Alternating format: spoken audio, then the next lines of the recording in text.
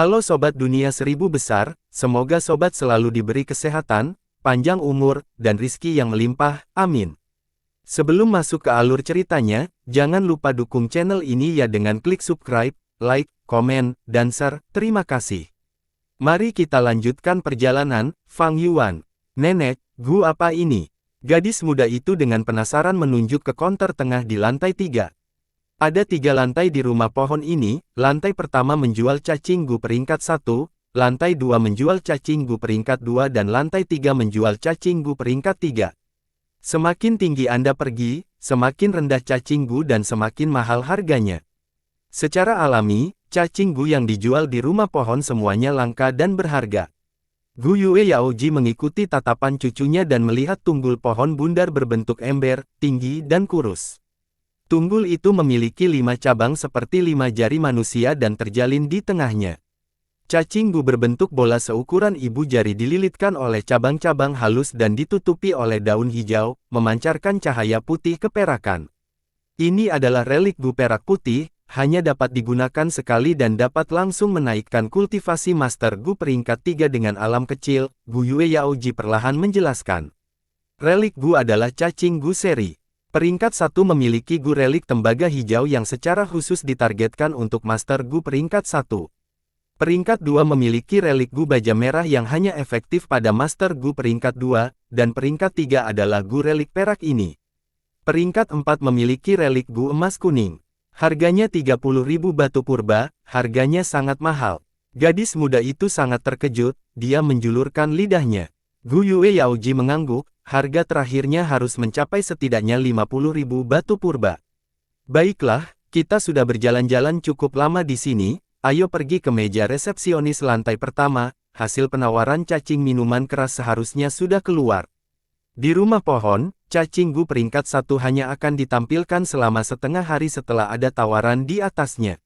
Untuk cacing gu yang tidak diminati orang, itu akan dipajang sampai seseorang mengajukan penawaran. Cacing gu peringkat 2 akan ditampilkan selama sehari dan cacing peringkat 3 selama 2 hari. Sekilas, praktik ini terlihat aneh tetapi ketika dipraktikkan, ini adalah cara yang paling cocok untuk berbisnis. Di meja resepsionis. Apa, cacing minuman keras telah dibeli oleh orang lain? Gu Yue Yaoji segera mengerutkan kening setelah melihat hasilnya. Dia telah menaruh harga tinggi dan percaya diri untuk mendapatkan cacing minuman keras, tetapi berpikir dia benar-benar salah perhitungan. Siapa yang begitu buruk untuk merebut cacing minuman keras sayangku? Gadis muda itu bertanya dengan marah. Yao Le, Gu Yue Yaoji mengingatkan cucunya. Gadis muda itu cemberut dan dengan patuh menutup mulutnya. Petugas penjualan di belakang konter adalah Master Gu wanita peringkat 2. Dia sedikit membungkuk dan menjawab gadis muda itu, maaf, kami tidak dapat membocorkan informasi pelanggan kami. Setiap bisnis memiliki aturan khusus, maafkan saya.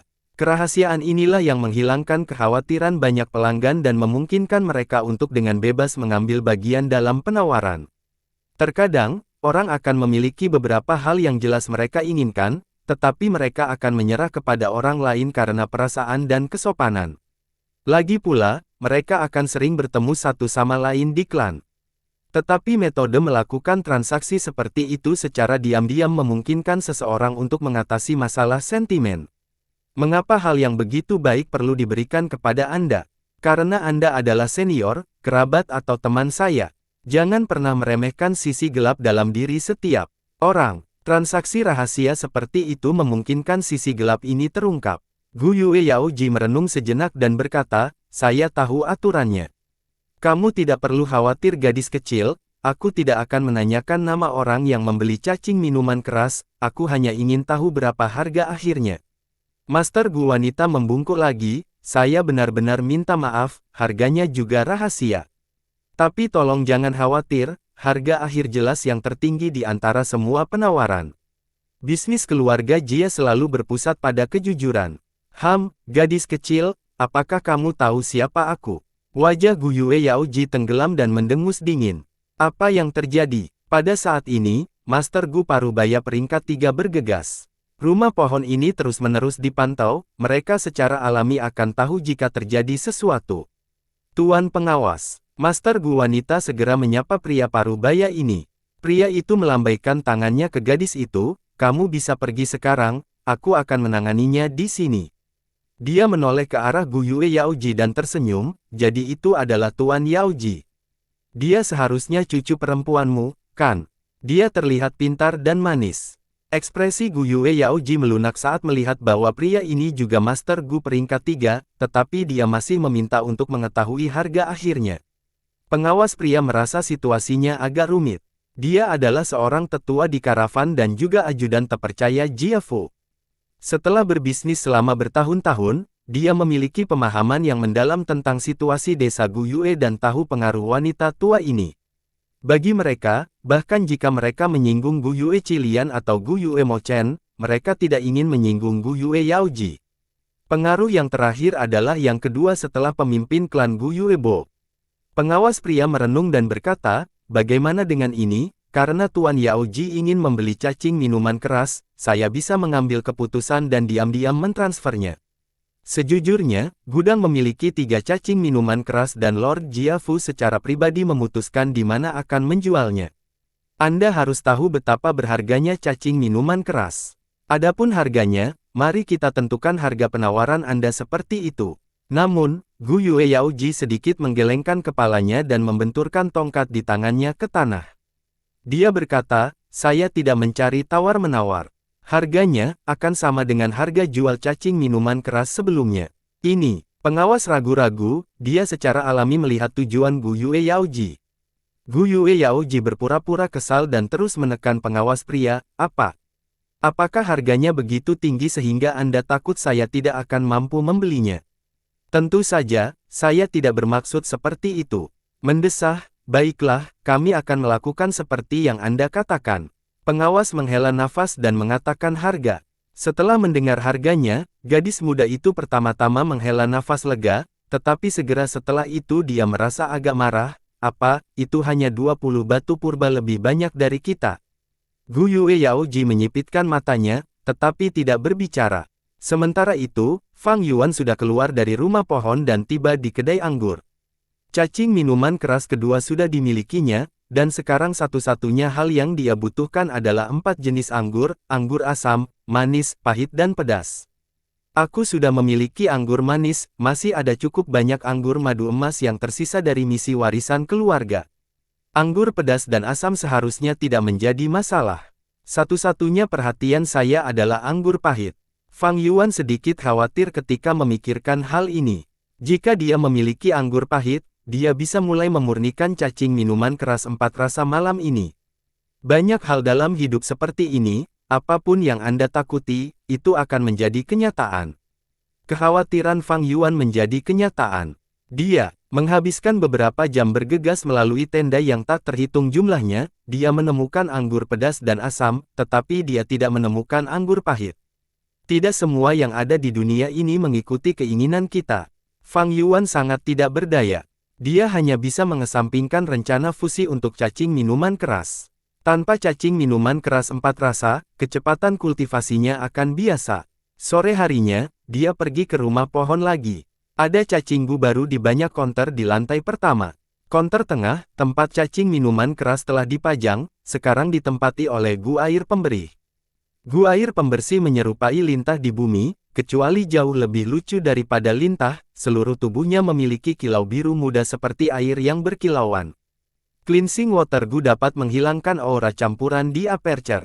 Bagi Qi Cheng, itu adalah cacing gu yang harus dia miliki.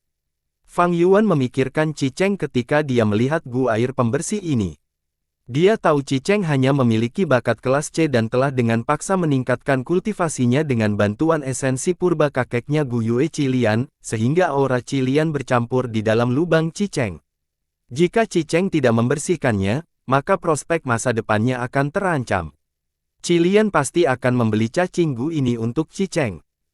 Izinkan saya berpikir, kutipannya harus antara 630 hingga 640. Harga ini jauh lebih tinggi dari nilai pasar cacing minuman keras. Alasan utamanya adalah Qi Cheng secara khusus membutuhkan cacing gu ini. Jika saya mengutip 650, itu akan memberi saya gu air pembersih ini. Hanya dengan menambahkan 10 batu purba, gu air pembersih ini pasti akan jatuh di tanganku. Adapun cacing minuman keras yang saya beli pagi ini, kutipan saya seharusnya sekitar 20 batu purba lebih tinggi dari Gu Yue Yaoji. Fang Yuan dengan dingin tersenyum dalam hati. Dia memiliki kepercayaan diri ini. Pengalaman 500 tahun dan pengetahuan bisnis yang canggih dari bumi telah digabungkan untuk membentuk kepercayaan diri ini. Itu di luar biasa. Dengan pengalaman kehidupan sebelumnya, ketika dia baru saja meletakkan 10 batu purba lagi, dia memiliki jaminan 80% untuk mendapatkan barang. Ketika dia membeli cacing minuman keras, alasan mengapa dia meletakkan 10 batu purba lagi adalah karena sifatnya yang berhati-hati. Fang Yuan tidak membuat kutipan, dia tidak membutuhkan gua air pembersih. Dan jika dia mendapatkannya, maka itu akan diselidiki oleh Cilian. Tentu saja, alasan utama Fang Yuan tidak menawar adalah karena dia perlu menyimpan sisa uang untuk melihat apakah ada cacing gu yang baik dalam beberapa hari mendatang. Saya kekurangan 2 jenis cacing gu, tipe kepanduan dan tipe gerakan. Gelombang serigala akan datang di tahun mendatang, dan karavan tidak akan datang lagi. Meskipun ada warisan tersembunyi biksu anggur bunga, itu buru-buru ditinggalkan oleh biksu anggur bunga setelah dia terluka. Siapa yang mengatakan apakah itu lengkap atau tidak dan cacing gu apa selanjutnya? Dalam ingatannya, gelombang serigala tahun depan akan sangat berbahaya. Fang Yuan tidak ingin tidak berdaya hanya karena dia kekurangan cacing gu, terluka atau bahkan binasa dalam gelombang serigala. Akan menjadi bencana baginya saat ini jika dia dikelilingi oleh kawanan serigala. Sebelum itu terjadi, dia perlu membuat persiapan yang cukup, baik kultivasi dan cacing gunya seharusnya tidak kurang. Setelah ini, dia berulang kali pergi ke rumah pohon selama 3 hari. Pada hari ketiga, di lantai pertama rumah pohon, dia menemukan sesuatu yang menyenangkan, gu babi hitam. Babi hutan hitam dan putih gu adalah cacing gu yang dapat meningkatkan kekuatan dasar gu master. Fang Yuan telah menggunakan babi putih gu dan menerima kekuatan yang sama dengan babi hutan. Jika dia menggunakan gu babi putih lain lagi, dia tidak akan menerima peningkatan kekuatan. Tapi babi hitam gu berbeda, kemampuannya bisa dilapisi dengan babi hutan putih gu. Oleh karena itu, pada siang hari, ada 1 cacing gu lagi yang dimilikinya. Setelah itu, tidak ada apa-apa. Beberapa cacing gu tipe pengintai dan gerakan muncul di counter tetapi mereka tidak dapat memuaskan Fang Yuan.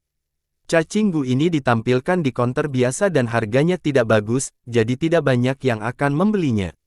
Fang Yuan mendengar karavan akan tinggal selama 8 hari, jadi dia dengan sabar menunggu tanpa menjadi cemas.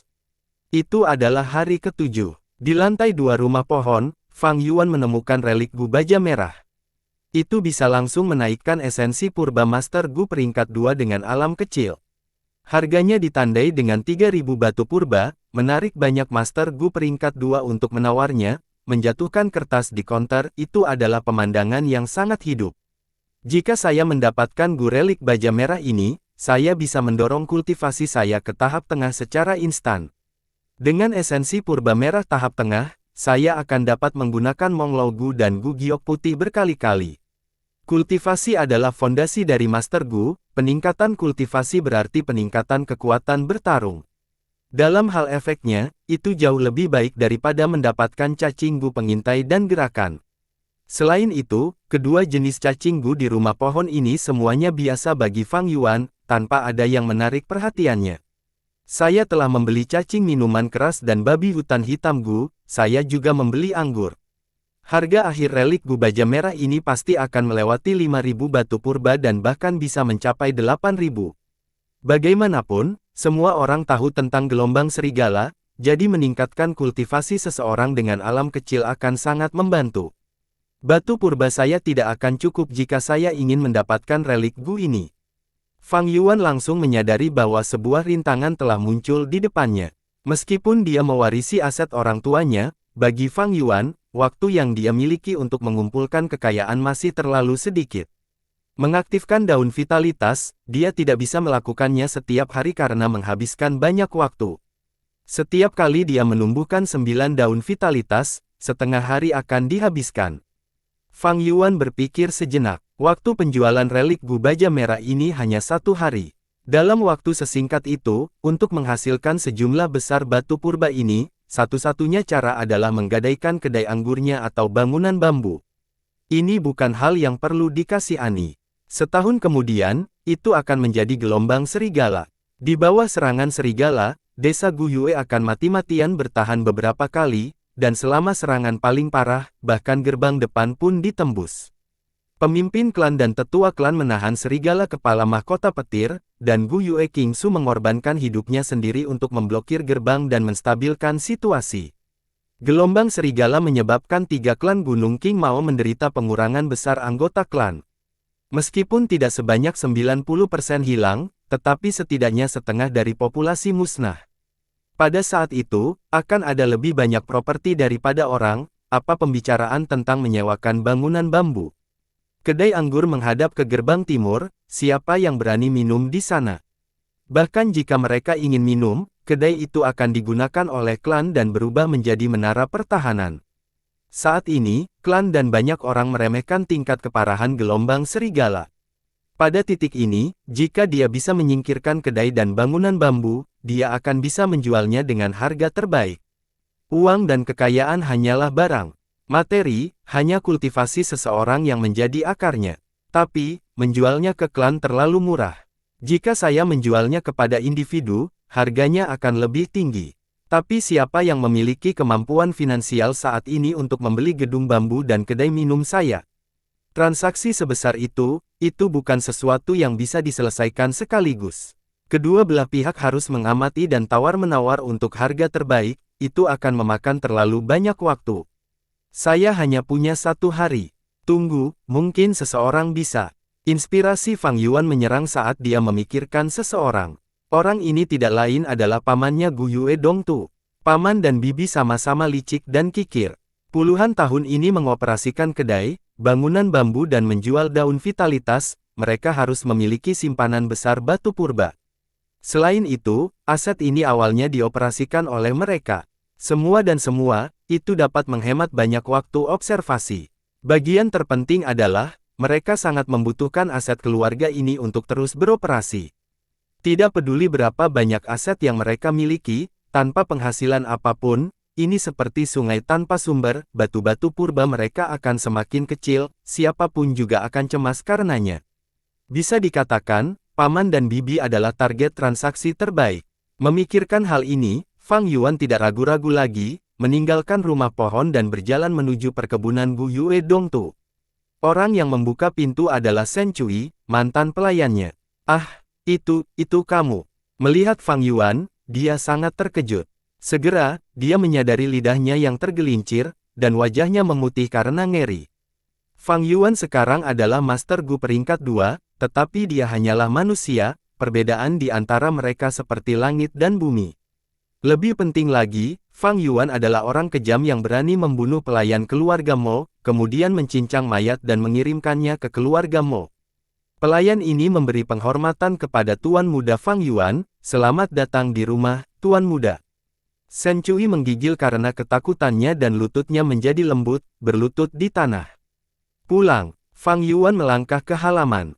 Melihat pengaturan yang dikenalnya, wajahnya menunjukkan sedikit ejekan, tidak ada rasa memiliki atau keterikatan. Setahun kemudian, dia kembali ke sini sekali lagi. Dibandingkan dengan kesan mentalnya, tempat ini jauh lebih kosong. Seperti yang dikatakan Fang Zheng, beberapa pelayan keluarga sudah dijual atau diberhentikan. Kemunculan tiba-tiba Fang Yuan telah membuat paman dan bibi khawatir. Sebagai pengurus rumah tangga, Ibu Shen tiba pada saat pertama, berlutut dan membungkuk untuk mengundang Fang Yuan ke ruang tamu, dan menyajikannya teh dengan tangan. Fang Yuan duduk di kursi, mengamati ruang tamu. Banyak furnitur yang hilang, dan dekorasinya jauh lebih sederhana dan polos. Tapi ini tidak berarti paman dan bibi tidak memiliki tabungan. Guyue Dongtu masih sangat licik, ini adalah tindakan pelestarian diri. Dia sudah melangkah ke latar belakang, dan kekuatan pertempurannya telah tergelincir drastis. Yang terpenting, dia telah kehilangan rumput vitalitas 9 daun, yang berarti dia telah kehilangan kartu truf dalam mempertahankan hubungan pribadinya, tidak lagi dapat memberikan pengaruh di luar. Kekayaan seseorang adalah kehancurannya sendiri dengan menyebabkan keserakahan orang lain. Setelah Fang Yuan mewarisi aset, banyak anggota klan yang cemburu dan mengincar kekayaannya. Adapun paman dan bibi, mereka menghadapi masalah yang sama. Sejumlah besar tabungan yang mereka miliki adalah berkah dan masalah. Tidak memamerkan kekayaan seseorang, bagi mereka, ini adalah cara hidup yang benar. Saat ini, langkah kaki bisa terdengar. Langkah kaki semakin dekat, dan segera, bibi muncul di depan pintu.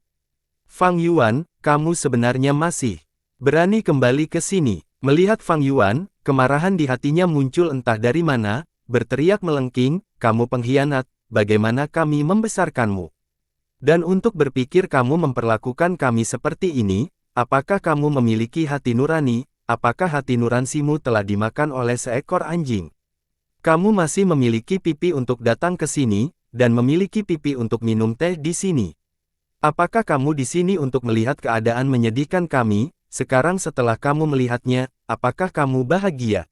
Jarinya menunjuk ke arah Fang Yuan, tangannya yang lain di pinggangnya saat dia berteriak seperti tikus. Jika bukan karena Fang Yuan mengenakan pakaian pertempuran Gu Master peringkat 2 yang mencolok, mengingatkannya, dia akan menerkamnya dan mencekiknya. Fang Yuan tidak mengindahkan atau menunjukkan ekspresi apapun pada jari bibi atau tuduhan marahnya. Setahun tidak bertemu, wajah kuning bibi, meskipun penuh kemarahan dan kebencian, tidak bisa menyembunyikan kekuyuannya. Pakaiannya sudah berubah menjadi pakaian rami sederhana, dan aksesori di kepalanya telah berkurang. Tanpa makeup apapun, mulutnya tampak tajam dan wajahnya kecil, seperti monyet. Fang Yuan mendapatkan kembali aset telah menyebabkan pengaruh dan dampak besar pada kehidupan sehari-harinya. Untuk olok-oloknya yang marah, Fang Yuan tidak mengindahkan mereka, dia mengangkat cangkirnya dan minum teh sebelum berkata perlahan, perjalanan saya ke sini hari ini adalah untuk menjual kedai dan bangunan bambu, apakah paman dan bibi memiliki minat? Pah, kamu serigala pengkhianat, apa gunanya kamu miliki, ingin menjual kedai dan bambu? Nada suara bibi terhenti saat dia akhirnya bereaksi, wajahnya menunjukkan ketidakpercayaan, apa, kamu ingin menjual kedai dan bangunan bambu? Fang Yuan meletakkan cangkir tehnya, bersandar di kursi, menutup matanya untuk beristirahat, lebih baik membawa paman ke sini untuk berdiskusi denganku. Bibi mengertakkan gigi, tidak percaya, matanya seperti api yang meletus saat dia menatap Fang Yuan dengan marah, berkata, aku tahu, kamu mencoba mempermainkanku, itu sebabnya kamu mengatakan itu. Begitu saya setuju, saya akan diejek dan diejek dengan keras. Anda pikir saya bodoh, dan akan diperankan oleh Anda. Ini murni cara berpikir dari seseorang dengan status sosial rendah. Fang Yuan menghela nafas dalam hatinya, sebelum mengucapkan satu kalimat untuk mengubah sikap bibinya. Katakan omong kosong lagi dan aku pergi. Saya yakin orang lain akan tertarik dengan aset ini. Pada saat itu, saya akan menjualnya kepada orang lain, jadi tidakkah kalian berdua menyesalinya? Bibi berhenti sejenak, apakah kamu benar-benar ingin menjual aset ini? Aku hanya menunggu 5 menit. Fang Yuan membuka celah matanya untuk berbicara, sebelum menutupnya lagi. Dia mendengar bibi menginjak kakinya sebelum serangkaian langkah kaki yang cepat dan lebih lembut. Tidak lama kemudian, Paman Gu Yue Dongtu muncul di depan Fang Yuan, tetapi bibi tidak menemaninya. Fang Yuan menatapnya. Paman sudah menua secara ekstensif, wajahnya yang awalnya terawat dengan baik telah menyusut, dan ada lebih banyak rambut putih di kepalanya sekarang. Dia telah khawatir beberapa hari ini. Kehilangan aset keluarga, dia tiba-tiba kehilangan sumber keuangannya. Tanpa rumput vitalitas 9 daun, dia juga kehilangan pengaruh luarnya. Gelar tetua tersembunyi-nya sudah memalsukan. Meskipun dia memiliki sejumlah besar kekayaan di tangannya, tanpa pengaruhnya, batu-batu purba ini menjadi merepotkan. Politik klan adalah untuk mendorong anggota klan untuk bersaing memperebutkan sumber daya, terutama aturan pertarungan Gu, itu tidak manusiawi dan tidak ramah. Tapi ini bisa memusnahkan parasit dan munculnya generasi kedua yang tidak berguna apa-apa.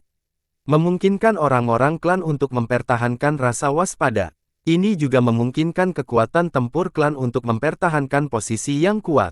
Di dunia ini, hanya kekuatan tempur yang kuat yang dapat memastikan kelangsungan hidup. Tornado, banjir, dan binatang buas tidak masuk akal dengan Anda. Tahun-tahun ini, Gu Yue Dongtu telah menjalani kehidupan yang damai, dan kemampuan bertarungnya telah berkurang. Untuk mengurangi bebannya, cacing Gu yang biasa dia lawan, dia sudah menjualnya. Jika seseorang mengiriminya tantangan sekarang, dia pasti akan kalah lebih dari menang. Terhadap pamannya, Fang Yuan berbicara secara terbuka tentang tujuannya datang. Fang Yuan, aku tidak akan bertele-tele. Saya tidak mengerti sesuatu, mengapa Anda perlu menjual kedai anggur dan bangunan bambu. Jika Anda menyimpannya, Anda akan memiliki sumber pendapatan yang stabil. Paman tidak bisa mempercayainya, tetapi nadanya jauh lebih dapat diterima daripada Bibi. Karena saya ingin membeli relik Gu Baja Merah. Fang Yuan berkata dengan jujur, tidak perlu menyembunyikan hal-hal seperti itu. Jadi itu saja. Tatapan paman bersinar, kalau begitu, kamu juga menjual rumput vitalitas 9 daun. Itu tidak mungkin. Fang Yuan menggelengkan kepalanya tanpa ragu-ragu, saya hanya menjual kedai anggur, bangunan bambu, tanah, dan 8 pelayan. Rumput vitalitas 9 daun adalah hal yang paling berharga dalam aset itu. Fang Yuan membutuhkan kemampuan penyembuhannya serta menjualnya untuk mendapatkan batu purba. Itu bisa mempertahankan kultivasinya dan juga memberi makan cacing Gu. Selanjutnya, tahun depan gelombang serigala akan datang, dan harga daun vitalitas akan melonjak. Dengan rumput vitalitas 9 daun ini di tangan, Fang Yuan tidak akan memiliki masalah deng batu purba untuk perjalanan kultivasi peringkat 2-nya. Tetapi jika paman mendapatkan rumput vitalitas 9 daun, pengaruh tetua tersembunyi miliknya akan langsung pulih. Fang Yuan tidak ingin melihat ini terjadi. Melihat sikap tegas Fang Yuan, hati Gu Yue Dongtu sangat kecewa. Pada saat yang sama, dia merasa tidak berdaya. Keduanya melakukan pembicaraan rahasia selama 2 jam, kemudian mereka menandatangani perjanjian transfer yang sangat aman. Gu Yue Dongtu mendapatkan kembali kedai, bangunan bambu, pelayan keluarga dan tanah, sementara Fang Yuan memimpin 3 pelayan keluarga yang masing-masing memegang kotak penuh batu purba, menuju rumah pohon. Mereka masing-masing mendapatkan apa yang mereka inginkan. Mendengar berita itu, Bibi bergegas. Melihat kontrak dan perbuatan Gu Yue Dongtu di tangannya, dia menatap dengan mata bulat dan menunjukkan kegembiraan yang luar biasa. Suami, anak itu menjadi bodoh karena berkultivasi, dia benar-benar menjual bisnis yang begitu menguntungkan. Sangat bodoh, menginginkan telur dan tidak memelihara ayam yang bertelur. Apakah kamu akan mati jika kamu berhenti berbicara? Diam. Gu Yue Dongtu terdengar sangat kesal. Suami, Bibi cemberut, aku hanya senang tentang itu. Jangan berpuas diri. Dengan kedai ini dan bangunan bambu, kita harus lebih berhati-hati sekarang dan tetap rendah hati. Sebuah pohon besar menarik angin. Meskipun Fang Zeng adalah anak angkat kami tidak dapat menyalahgunakan hubungan ini. Lagi pula, Fang Zeng belum sepenuhnya mengembangkan dirinya, siapa yang tahu apa yang akan terjadi di masa depan. Gu Yue Dongtu menghela nafas dalam-dalam. Mengerti, suamiku. Bibi mendengarkan sambil menatap tumpukan perbuatan, tertawa tak terkendali. Wajah Gu Yue Dongtu serius sepanjang waktu. Transaksi berjalan dengan baik, dan dia sekarang memiliki penghasilan. Batu-batu purba yang dia habiskan akan diisi ulang dengan 2 atau 3 tahun operasi. Tapi dia tidak senang sama sekali. Pikirannya penuh dengan siluet Fang Yuan. Untuk relik Gu, Fang Yuan tanpa ragu-ragu menjual asetnya, ini mirip dengan melepaskan kehidupan nyaman di depan. Gu Yue Dongtu menempatkan dirinya pada posisi Fang Yuan dan berpikir, apakah saya bisa melakukan ini?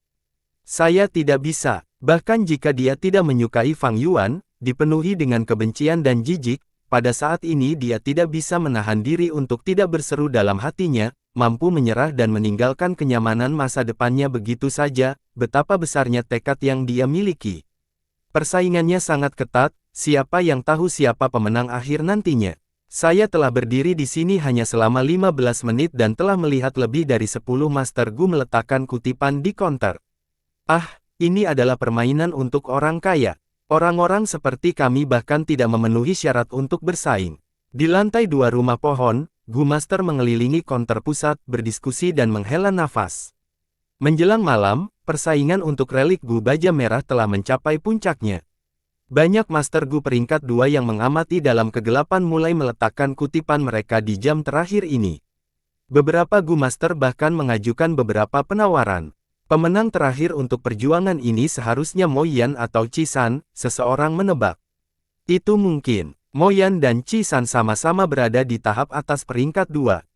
Dengan relik Gu ini, mereka dapat maju ke tahap puncak dan berada di level yang sama dengan King Su. Dalam beberapa tahun terakhir, Gu Yue King Su telah menggantung di atas kepala mereka. Saya tidak percaya keduanya tidak memiliki pemikiran tentang itu. Kami tidak bisa mengatakan dengan pasti. Bukan hanya kami Master Gu peringkat 2, bahkan ada beberapa tetua peringkat 3 yang telah mengajukan penawaran. Baru pagi ini, seseorang melihat Tuan Yaoji mengajukan tawarannya. Benar, aku juga mendengar itu. Cucu perempuan Dewa Yaoji, Gu Yue Yaole mengambil bagian dalam upacara kebangkitan yang akan datang. Tuan Yaoji harus bersiap ke depan dan membuka jalan bagi cucunya. Ah, betapa bagusnya jika aku memiliki senior yang begitu penyayang. Fang Yuan berada di antara kerumunan, tatapannya tenang saat dia mendengarkan diskusi. Tidak ada yang menyebutkan namanya. Di mata orang-orang, Fang Yuan hanyalah anak beruntung yang baru saja mewarisi aset keluarga. Dalam benak mereka, Fang Yuan masih belum setingkat orang-orang seperti Qi San, Mo Yan dan King Su. Bagus. Semakin sedikit perhatian padaku, semakin lancar aku bisa mendapatkan relik Gu Baja Merah ini. Tapi dengan pembelian berulang ini, saya seharusnya menarik perhatiannya. Fang Yuan 99% yakin mendapatkan relik Gu ini, dia mulai memikirkan masalah lain. Jika peristiwa berikut berkembang sesuai dengan harapannya, maka akan ada akhir yang sempurna untuk beberapa hari usahanya. Sudah waktunya, daun dan cabang di meja tiba-tiba tumbuh dan melilit relik Gu dengan kuat. Daun hijau menghalangi pandangan orang-orang dan ketika daun-daun ini kembali terbuka, relik Gu Baja Merah tidak ada lagi dan digantikan oleh Gu kembali. Revert Gu tampak seperti batu datar, oval, seukuran telapak tangan. Permukaannya sedikit menonjol dan halus, membentuk pola mata. Pangkal batu itu datar dan terasa kasar saat disentuh.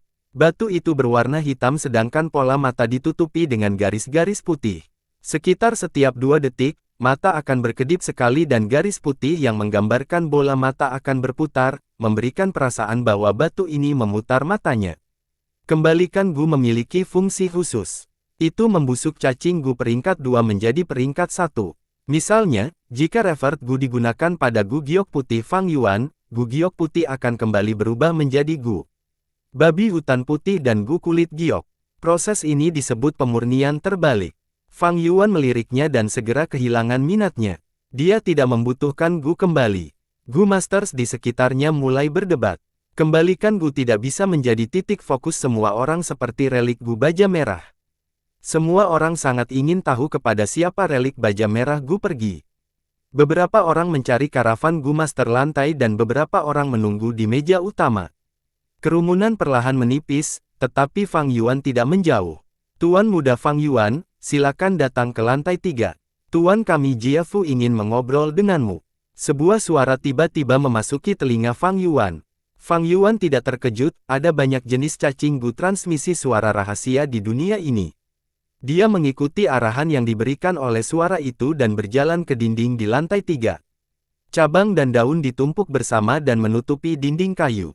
Swoosh! Cabang dan daun secara otomatis terbelah ke samping dan memperlihatkan pintu tersembunyi. Fang Yuan mendorong pintu dan melihat tangga berputar yang indah yang bergerak ke atas. Dia berjalan di sepanjang tangga dan datang ke ruang belajar kecil. Di ruang belajar, Jia Fu sedang menangani beberapa akun, tangannya menulis dengan cepat. Dia mengangkat kepalanya ketika dia mendengar langkah kaki Fang Yuan, memperlihatkan bekas luka di wajahnya. Dia tersenyum lembut, kita bertemu lagi, adik laki-laki Fang Yuan. Hormat kepada Tuan Jia Fu. Fang Yuan menggenggam tangannya dan memberi hormat. Ayo, duduk di sini. Jia Fu menunjuk ke meja terdekat. Setelah Fang Yuan duduk, tangan kirinya mendorong kertas bambu di atas meja ke arah Fang Yuan. Fang Yuan melirik dan segera menyadari bahwa kertas bambu ini berisi semua kutipan yang telah dia buat dalam beberapa hari terakhir. Di bawah setiap kutipan ada tanda tangannya. Dia bahagia secara batin, itu berjalan sesuai harapannya. Tapi di permukaan, dia memakai ekspresi ragu saat dia bertanya, saya tidak yakin apa yang ingin ditunjukkan Tuan Jia Fu kepada saya. Senyum Jia Fu sedikit berkurang, matanya berkedip saat dia melihat Fang Yuan, ini adalah kutipan Anda yang Anda buat bersama dengan kutipan yang Anda berikan untuk relik Gu Baja Merah. Saya akan jujur, saya kagum dengan bakat bisnis Anda. Tahukah Anda, setiap tawaran Anda sangat dekat dengan harga jual akhir. Meskipun kamu hanya berhasil membeli Gu Babi Hitam, cacing minuman keras, dan Gu relik Baja Merah, kutipan Anda untuk cacing Gu lainnya hanya kekurangan 10 atau lebih batu purba. Saudaraku, apakah Anda tertarik untuk bekerja untuk saya? Jia Fu mencoba merekrut Fang Yuan. Ini dia. Fang Yuan tertawa dalam hati. Dia telah berulang kali mengajukan tawaran akhir-akhir ini dan dengan sengaja kalah pada sebagian besar dari mereka, tawarannya berbeda dari harga akhir hanya dengan 10 atau lebih batu purba. Dia hanya berhasil memenangkan Black Boar Gu, Liquor Worm dan Red Steel Relic Gu. Dan seperti yang dia inginkan, Jia Fu tertarik dengan bakat bisnis yang dia tunjukkan dan berinisiatif untuk merekrutnya. Namun, sebenarnya jika Fang Yuan menginginkannya, dia memiliki jaminan hampir penuh untuk dapat membeli semua cacing Gu.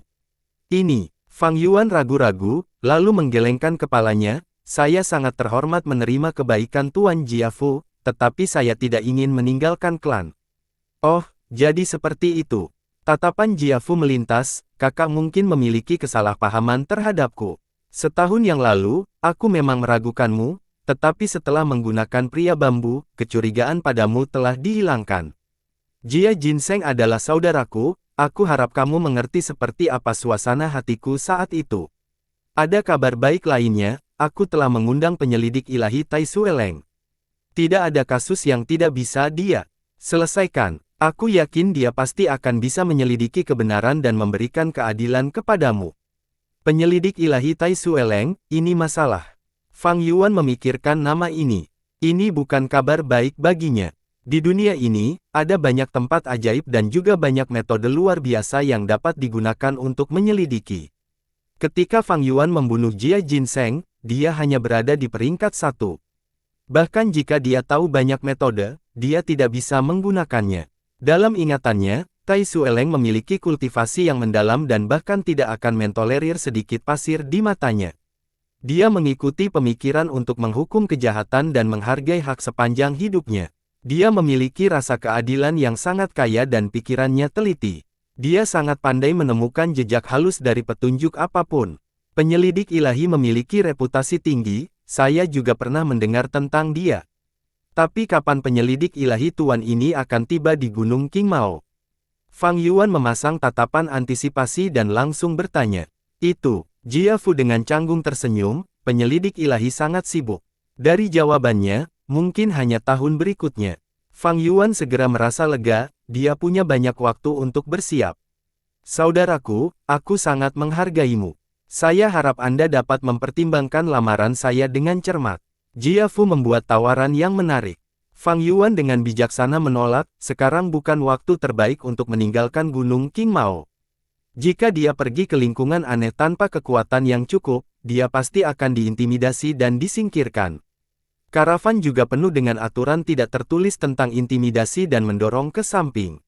Sayang sekali bakatmu. Bagaimana dengan ini? Aku akan memberimu token ini. Jika ada hari di mana kamu menginginkan bantuanku, token ini akan menjadi bukti bahwa aku akan selalu menyambutmu. Jia Fu telah gagal merekrut Fang Yuan, tetapi dia tidak merasa terkejut. Dia memiliki pemahaman yang mendalam terhadap kekompakan klan jenis ini. Jika dia tahu sekarang bahwa Fang Yuan adalah pembunuh Jia Jinseng, siapa yang tahu bagaimana ekspresinya? Fang Yuan meminta maaf karena malu saat dia menerima token yang diserahkan oleh Jia Fu bersama dengan relik Gu Baja Merah. Dia menyimpan dua barang itu di dekatnya dan mundur keluar. Seorang Gu Master wanita muda sedang membelai dedaunan di dinding, ketika tiba-tiba dia berteriak kaget. Cabang dan daun tiba-tiba terbelah dan memperlihatkan sebuah pintu. Pintu didorong terbuka dari dalam, dan Fang Yuan berjalan keluar tanpa ekspresi. Kamu. Gadis muda itu melebarkan matanya dan dengan tatapan kosong ke arah Fang Yuan yang melewatinya. Di antara Gu Master di sekitarnya yang melihat pemandangan ini, beberapa akrab dengan ini, beberapa tersenyum penuh pengertian dan beberapa melemparkan tatapan kagum. Fang Yuan tidak mengindahkan tatapan ini dan berjalan ke lantai 2. Beberapa Master Gu masih menunggu di sana, dengan bersemangat mendiskusikan kepada siapa relik baja merah Gu pergi. Beberapa orang dengan berani membuat tebakan sementara beberapa orang memberikan beberapa berita kecil. Mo Yan memiliki senyum misterius ketika dia berjalan keluar dari rumah pohon, wajah Cisan pucat, dan seterusnya. Dan yang terpenting, beberapa orang berjanji bahwa ini dan itu telah membeli relik Gu, bahkan bersumpah. Fang Yuan melewati sekelompok orang yang bosan ini. Tidak ada yang tahu bahwa pada saat ini, relik Gu baja merah begitu dekat dengan mereka. Ketika Fang Yuan keluar dari rumah pohon, dia menabrak Cisan. Wajahnya memang tampak tidak sedap dipandang, dan di sisinya, Ci Cheng sedang bertanya tentang keberadaan relik Gu baja merah. Setelah melihat Fang Yuan, Ci Cheng mendengus dan menoleh, dengan sengaja tidak menatapnya. Ci San diam-diam menganggukkan kepalanya ke arah Fang Yuan sebagai salam. Fang Yuan juga menganggukkan kepalanya sebagai jawaban, wajahnya membawa gumpalan senyuman. Sinar matahari terakhir menyinari wajah anak laki-laki ini, dia memang bahagia. Dengan relik Gu baja merah, kultivasinya akan langsung naik satu level. Dan ada juga tokennya. Setahun yang lalu, Fang Yuan ingin membangun persahabatan dengan Jia Jinseng dan mengandalkannya untuk mengambil bagian dalam kompetisi pertarungan Gu skala besar di masa depan, menuai keuntungan dalam periode pergolakan itu. Sayangnya, hidup tidak dapat diprediksi. Hasil akhirnya membuat Fang Yuan tidak tahu apakah harus tertawa atau menangis. Tanpa diduga, dia akhirnya membunuh Jia Jinseng dengan tangannya sendiri. Tidak penting, tanpa Jia Jinseng, mengandalkan Jia Fu juga berhasil. Token ini setara dengan tiket masuk ke kompetisi pertarungan Gu skala besar di masa depan. 3 hari setelah karavan meninggalkan desa, di hutan batu di dalam gunung, dipenuhi dengan cahaya merah tua. Pilar batu besar memanjang ke bawah dari langit-langit, menyerupai batang pohon yang panjang dan raksasa, membentuk hutan batu berwarna abu-abu yang megah. Fang Yuan mundur dari pertempuran di hutan batu. Cirp-cirp-cirp, sekelompok monyet batu menatap dengan mata monyet melingkar hijau mereka, mengejar Fang Yuan tanpa henti. Mong Lo Gu, Fang Yuan memanggil dalam benaknya, lengan kanannya memotong ke arah geng monyet. Pau, bila bulan biru yang menakutkan sebesar wajah terbentuk menjadi bulan sabit dan menembus udara, memotong geng monyet. Seekor monyet batu mata giok melompat di udara. Tanpa pijakan untuk melarikan diri, ia langsung terkena bilah bulan. Sebelum bisa berteriak, pada saat berikutnya, seluruh tubuhnya terbelah menjadi 2 dari ujung kepala sampai ujung kaki. Itu telah kehilangan semua kekuatan hidupnya yang tersisa dan diselimuti aura kematian yang dalam. Dalam sepersekian detik, matanya yang hidup menjadi sepasang mutiara giok. Saat tubuhnya turun, itu berubah menjadi patung batu. Bam! Dengan suara yang tajam, patung itu jatuh ke tanah, hancur berkeping-keping. Bila bulan hanya meredup sedikit, dan setelah membunuh monyet batu ini, kekuatannya tetap ada saat bergegas ke monyet di belakang. Kacak! Setelah beberapa tangisan, 5 atau 6 monyet batu terbunuh di tempat. Cirp-cirp-cirp. Kematian teman-teman mereka memicu kemarahan geng monyet saat mereka berteriak dengan marah, pengaruh mereka berlipat ganda, melompat ke arah Fang Yuan. Fang Yuan tidak terpengaruh oleh bahaya, hatinya tetap setenang es. Dia bertarung dan mundur dengan tepat. Saat monyet batu mendekat, dia menyerang dengan bilah bulan. Moonlight Gu di masa lalu, bahkan dengan dorongan dari Little Light Gu, setiap Moonblade hanya bisa membunuh 1 atau 2 monyet. Tapi sekarang, dengan satu serangan, Mong Lo Gu bisa membunuh 5 atau 6 monyet batu. Tetapi ada dampak positif dan negatif. Mong Lo Gu, untuk Fang Yuan saat ini, memiliki biaya yang sangat besar. Setiap Moonblade menggunakan 10% dari esensi purba baja merahnya. Fang Yuan hanya memiliki 44% laut purba di bukaannya. Ini berarti dia hanya bisa menggunakan 4 Moonblade sekaligus.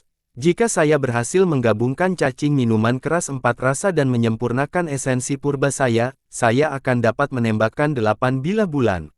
Sayang sekali, meskipun saya memiliki cacing minuman keras kedua dan 3 dari 4 rasa anggur, saya kekurangan yang terakhir, saya terjebak di langkah terakhir. Fang Yuan menghela nafas dalam-dalam. 3 bilah bulan kemudian, bukaannya hanya memiliki 14% esensi purba merah muda yang tersisa. Untuk bermain aman, dia tidak lagi menggunakan Moonblade, tetapi mengaktifkan Gu Giok. Putih, monyet-monyet batu mengelilinginya, monyet terdekat melompat ke kaki Fang Yuan dan menjadi hiruk-pikuk. Dari bawah ke atas, ia menggunakan kepala monyetnya untuk mengenai dagu Fang Yuan. Fang Yuan mendengus, dia ingin menggunakan tinjunya untuk menghancurkan monyet yang terlalu percaya diri ini. Tapi tiba-tiba dia berpikir dan menghentikan tangannya, menggunakan dagunya untuk menerima pukulan sebagai gantinya. Sesaat sebelum titik benturan, dagunya bersinar dengan cahaya dingin giok putih. Suara bam yang keras bergema. Kekuatan serangan menyebabkan kepala Fang Yuan miring ke belakang. Tapi monyet itu berbaring di tanah, memeluk kepalanya dan berguling-guling di tanah sambil menjerit kesakitan. Tanpa gu giok putih, dagu Fang Yuan akan hancur. Tapi sekarang, Fang Yuan hanya merasa sedikit pusing tanpa cedera. Tapi, bahkan dengan pertahanan gu giok putih, dia masih harus menahan dampak serangan itu. Fang Yuan mundur beberapa langkah sebelum pulih dan melihat pemandangan dengan jelas di depan matanya lagi. Dia sengaja menahan headbutt monyet sebelumnya, itu untuk membuat tubuh ini terbiasa dengan serangan seperti itu dan terbiasa dengan sedikit pusing. Dengan cara ini, di masa depan ketika dia jatuh ke dalam krisis hidup dan mati, menghadapi serangan seperti itu, dia akan dapat pulih jauh lebih cepat dan berjuang untuk kesempatan bertahan hidup. Fang Yuan selalu kejam dengan metodenya. Kekejaman ini tidak hanya terhadap musuh, tetapi juga dirinya sendiri. Dia datang ke sini untuk membunuh monyet batu hampir setiap 3 hari. Motifnya bukan hanya warisan kekuatan biksu anggur bunga, tetapi juga motif lain, untuk memanfaatkan monyet batu untuk melatih kemampuan bertarungnya sendiri. Statistik fisik Gu Master, kemahiran tempur fisik, esensi purba aperture, pengalaman pertempuran, dan setiap cacing Gu, semuanya adalah elemen yang memengaruhi kekuatan pertempuran secara keseluruhan. Hanya dengan mengumpulkan semua elemen ini bersama-sama dengan erat, seseorang dapat mengerahkan kekuatan bertarung terbesar. Kelompok monyet batu itu seperti palu, dan Fang Yuan adalah batang yang baru saja keluar dari kuali. Dengan setiap pukulan palu, dia akan menjadi lebih kokoh, lebih halus, dan lebih kompak. 15 menit kemudian, pertempuran ini berakhir. Di tanah, ada pecahan batu di seluruh tanah, dan di dalamnya ada lusinan mutiara batu giok. Saya membunuh 41 monyet batu mata giok kali ini, Fang Yuan menghitung dalam hatinya, dan setiap kali dia akan menyusun hasil pertempuran. Dari setiap pertempuran, dia akan merenungkan dirinya sendiri dan memperbaiki apa yang tidak dia lakukan dengan benar. Pada saat yang sama, dia akan merasakan kecepatan peningkatannya sendiri. Dalam pertempuran sebelumnya, Monglou Gu adalah faktor yang paling berkontribusi, dengan 3 bilah bulan membunuh setidaknya 17 atau 18 monyet batu. Itu sekitar setengah dari seluruh hasil pertempuran, monyet yang tersisa semuanya terbunuh oleh pertempuran jarak dekatku. Efek Moonlight Gu pada monyet batu tidak terlalu jelas. Tetapi setelah maju ke Monglou Gu, itu melompat menjadi metode menyerang Fang Yuan yang paling kuat. Tidak hanya kekuatan serangannya yang kuat, tetapi yang lebih penting, efisiensinya sangat tinggi. Fang Yuan menggunakan 3 bilah bulan hanya dalam rentang waktu beberapa napas, tetapi ketika dia menggunakan tinju dan tendangannya untuk menghancurkan monyet batu, itu memakan waktu lebih dari 10 menit. Monyet batu ini sangat gesit dan memiliki gerakan yang cepat. Ketika monyet batu berada di tanah, tidak ada gunanya berpikir untuk memukul mereka secara fisik. Dengan lompatan, mereka dapat dengan mudah melompat menjauh dan menghindari serangan Fang Yuan. Satu-satunya kelemahan adalah, ketika mereka melompat di udara, mereka tidak bisa mengubah arah bergerak mereka. Fang Yuan mampu membunuh mereka, karena kelemahan ini. Tapi ini karena pengalaman bertarungnya yang kaya. Jika itu adalah Master Gu peringkat 2 lainnya, bahkan Qisan, Mo Yan atau King Su, mereka tidak akan bisa menangkap kelemahan setiap saat seperti Fang Yuan. Kenangan kehidupan sebelumnya dapat memungkinkan Fang Yuan untuk secara sensitif menangkap peluang dalam pertempuran dan merebutnya. Dia bisa dengan cermat menggunakan setiap ons kekuatannya. Meskipun dia peringkat 2, dia sudah bisa memanfaatkan kekuatan bertarungnya hingga batas kemampuannya. Dia jelas tidak seperti Fang Zheng, memiliki Gu kulit giok, tetapi di arena setelah kewalahan oleh aura Fang Yuan, bahkan tidak bisa menunjukkan kekuatannya yang seharusnya. Tentu saja, kultivasi Fang Yuan masih sangat rendah, dan melawan kelompok monyet, dia tidak bisa mengalahkan mereka dengan kekerasan. Setiap saat, dia harus bertarung sambil mundur. Untungnya, monyet-monyet itu tidak memiliki kecerdasan yang tinggi. Mereka tidak dapat menyesuaikan pola serangan mereka, dan bahkan setelah melihat Fang Yuan menghancurkan mereka di udara berkali-kali, mereka masih melompat ke arah Fang Yuan sambil menyerang. Pada saat yang sama, setiap kali mereka mengejar Fang Yuan, jika terlalu jauh dari rumah mereka, kerinduan mereka akan rumah mereka akan mengalahkan kemarahan mereka. Banyak monyet menyerah dalam pengejaran karena ini. Gu adalah esensi dari langit dan bumi, manusia adalah roh dari semua makhluk hidup. Fang Yuan mengandalkan kecerdasan manusia untuk memahami kebiasaan monyet batu dan menggunakan metode bertarung yang benar untuk masuk lebih dalam ke hutan batu. Pada titik ini dia sudah berada di dekat area tengah hutan batu. Setelah banyak upaya, Fang Yuan akhirnya memusnahkan kelompok monyet di pilar batu ini. Saat ini, di depannya, adalah pilar terakhir. Itu adalah pilar batu terbesar dan tertebal di hutan batu ini. Pilar itu memanjang ke bawah dari langit-langit, hampir menyentuh tanah. Itu memancarkan aura agung di tengah keheningan. Fang Yuan menghitung jumlah gua batu di pilar, mendapatkan perkiraan setidaknya 500 monyet batu. Ini adalah kelompok monyet terbesar yang pernah dia temui sampai sekarang. Tapi tidak peduli berapa banyak monyet batu mata giok yang ada, bagi Fang Yuan, itu hanya sedikit masalah. Paling-paling dia harus mengerahkan lebih banyak usaha dan menyia-nyiakan beberapa perjalanan lagi. Apa yang menyebabkan tatapannya menjadi serius, adalah gua batu di tingkat paling atas. Pintu masuk gua ini lebih besar dari gua di sekitarnya, setidaknya 2 kali lebih besar jika tidak lebih. Dan di bawahnya, gua-gua itu berantakan rapat, membentuk dan menyerupai posisi di mana mereka menyembah dan menghormati. Sepertinya ada raja kera di gua batu ini. Fang Yuan mengerutkan kening. Disinilah letak masalahnya. Selama kelompok binatang besar, akan ada raja binatang yang diciptakan. Ada raja babi hutan di kelompok babi hutan. Jelas juga akan ada raja monyet di kelompok monyet. Ancaman raja binatang buas beberapa kali lebih tinggi daripada binatang buas biasa. Alasannya adalah tubuh mereka memiliki 1 atau 2 cacing gu di dalamnya. Gu ini memiliki kemitraan timbal balik dengan Raja Binatang Buas, dan begitu Raja Binatang diserang, mereka akan keluar dan membantu. Raja Monyet Batu Mata Giok ini seharusnya tidak terlalu kuat, setidaknya lebih lemah dari Raja Babi Hutan. Jika tidak, kelompok monyet di sekitarnya sudah berada di bawah kendalinya. Fang Yuan menggunakan pengalamannya, mengukur kekuatan Raja Monyet. Biasanya, semakin besar kelompok binatang, semakin kuat Raja Binatang Buas. Raja Binatang yang lebih lemah tidak memiliki kemampuan untuk menguasai sejumlah besar jenisnya. Menurut ukuran kelompok binatang buas dan klasifikasi Raja Binatang, dari rendah ke tinggi, mereka dapat diklasifikasikan sebagai Raja 100 Binatang, Raja 1000 Binatang, dan Raja Binatang Buas. Raja Babi Hutan yang diburu kelompok ular yang sakit-sakitan adalah Raja 1000 Binatang, ia menguasai 1000 babi hutan. Raja Monyet Batu sebelum Fang Yuan adalah Raja 100 Binatang Buas, ia hanya memiliki beberapa ratus monyet batu di bawah kekuasaannya.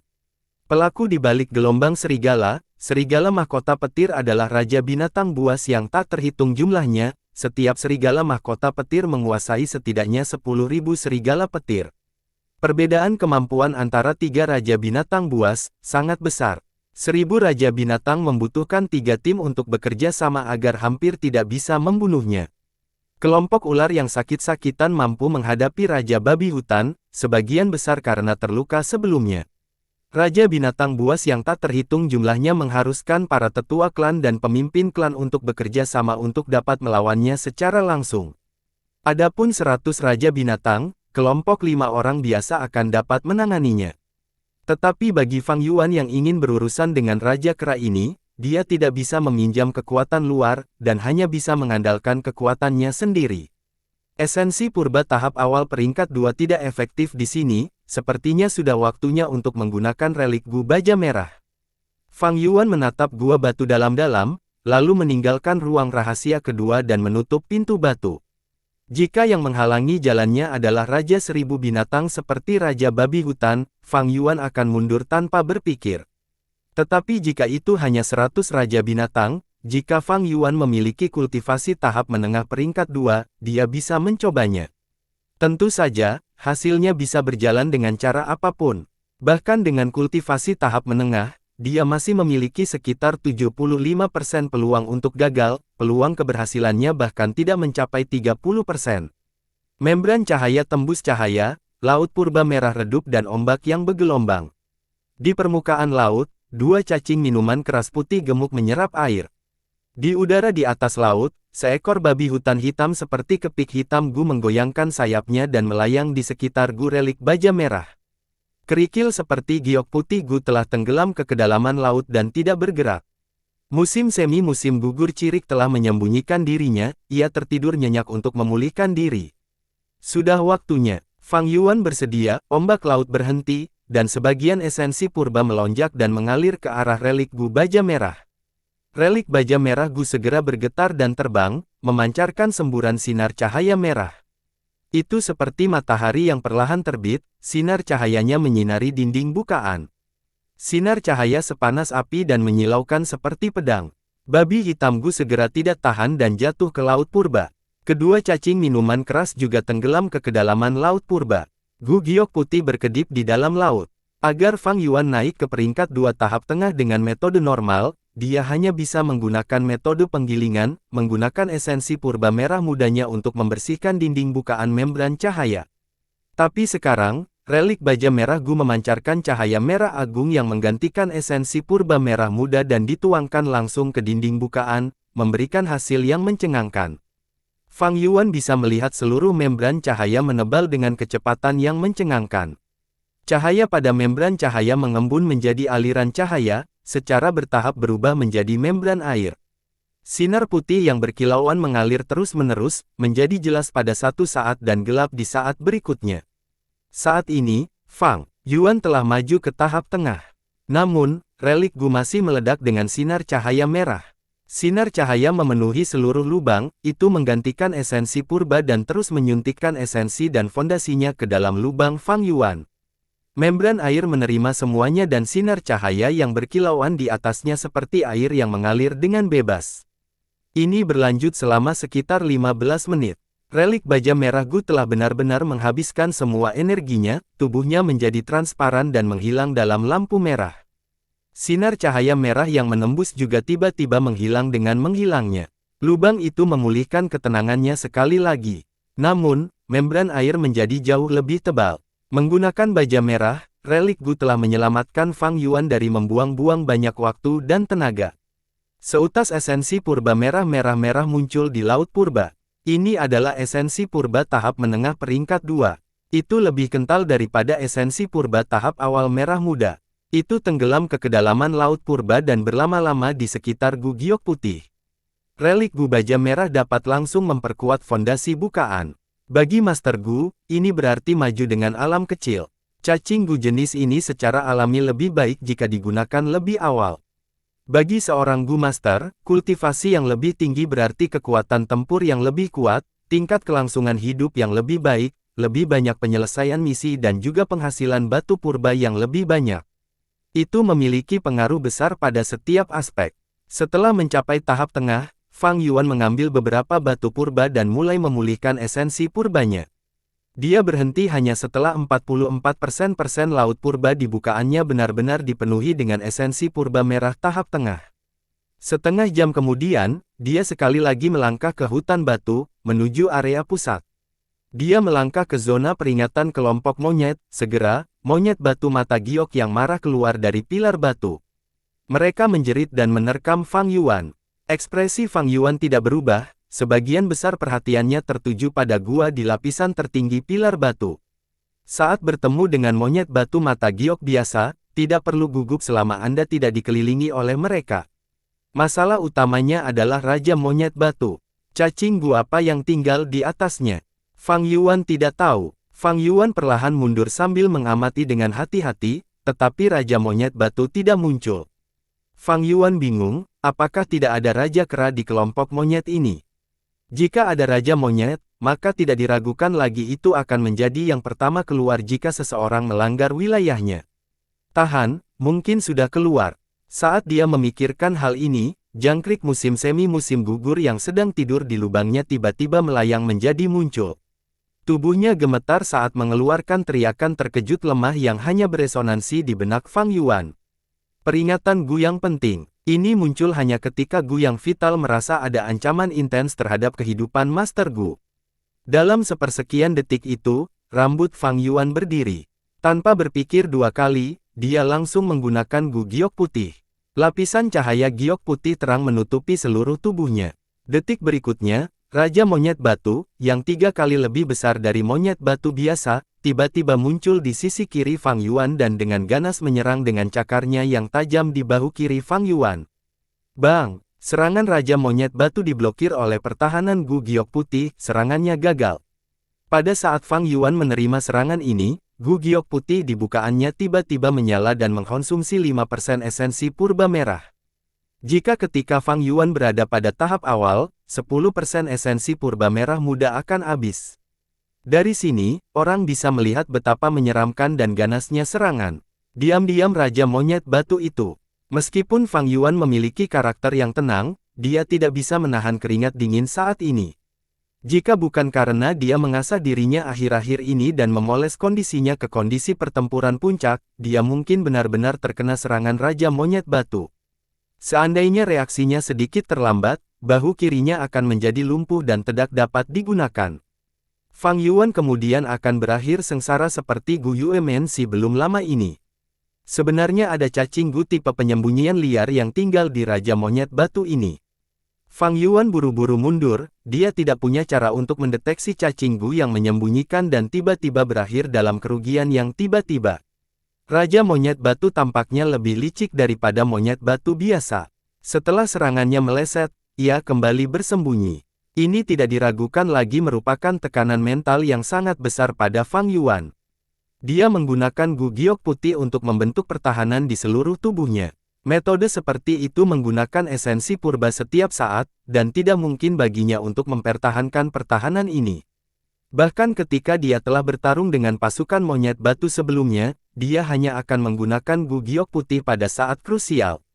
Jika dia terus mempertahankan keadaan ini, maka esensi purbanya akan benar-benar menghilang tidak lama kemudian. Lebih dari 500 monyet batu mengepung Fang Yuan dengan agresif. Fang Yuan menggunakan kecepatan terbesarnya untuk mundur dan menarik jarak tertentu. Beberapa momentum monyet batu menjadi lebih lemah, sementara beberapa menginjak tanah dan mulai kembali ke rumah mereka. Kicau! Tepat pada saat ini, Raja Monyet Batu Mata Giok muncul dan memerintahkan dengan suara keras. Kicauan-kicauan! Kelompok monyet batu segera menanggapi, kebingungan dan keraguan mereka menghilang dan kembali memulai pengejaran mereka mengejar Fang Yuan. Lebih dari 500 monyet batu mata giok terus-menerus mengejarnya, tetapi Fang Yuan tidak panik, bibirnya memperlihatkan senyum dingin sebaliknya. Kecelakaan ini sudah sesuai harapannya. Dia telah memilih rute termudah menuju area tengah hutan batu, membuka lorong. Di sekitar lorong itu ada sejumlah besar kelompok monyet batu. Fang Yuan sangat akrab dengan bagian ini.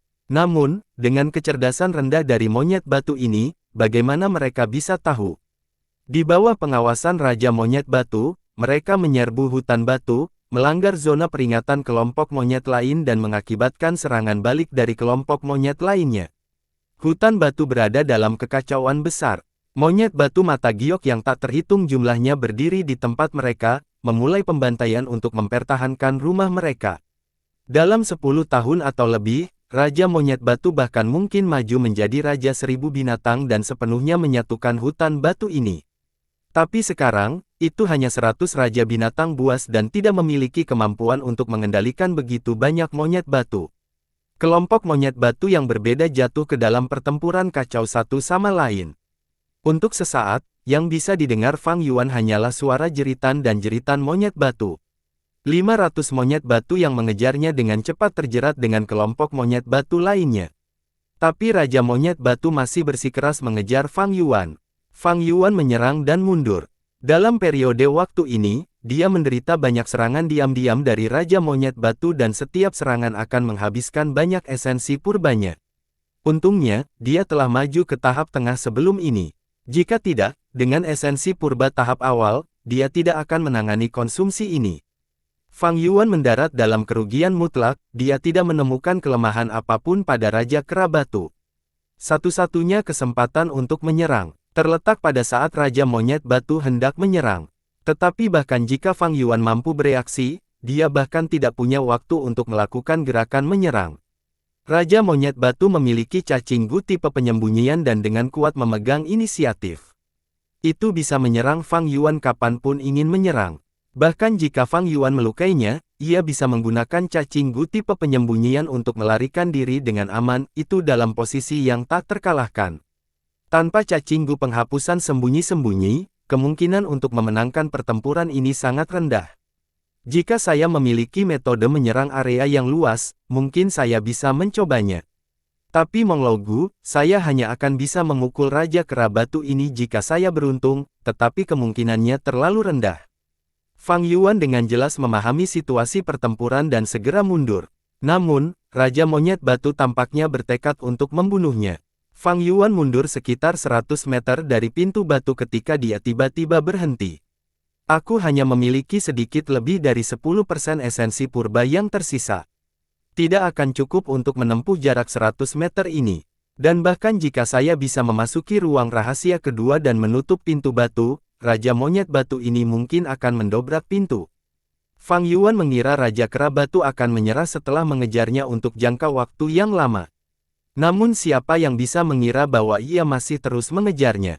Dia sudah keluar dari hutan batu sekarang dan di sekelilingnya ada sepetak tanah kosong. Monyet batu yang tak terhitung jumlahnya bertarung dengan kacau di hutan batu, menyebabkan keributan. Suara berisik mereka terus bergema di dalam ruang kosong ini.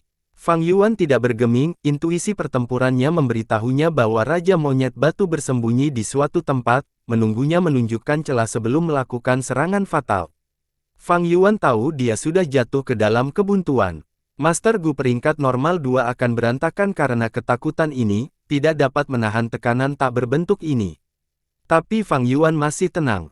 Situasi ini juga sesuai harapannya, meskipun kemungkinannya sangat rendah. Menurut logika, Raja Monyet Batu juga harus memiliki kebiasaan monyet batu dan enggan meninggalkan rumahnya. Tetapi untuk beberapa alasan, Raja Monyet Batu ini bertekad mengejar dan membunuh Fang Yuan. Jika Anda memilih untuk mengambil risiko, Anda harus bersedia mempertaruhkan nyawa Anda. Mata Fang Yuan bersinar dengan cahaya dingin, dia kemudian melepas pakaian atasnya. Bersambung.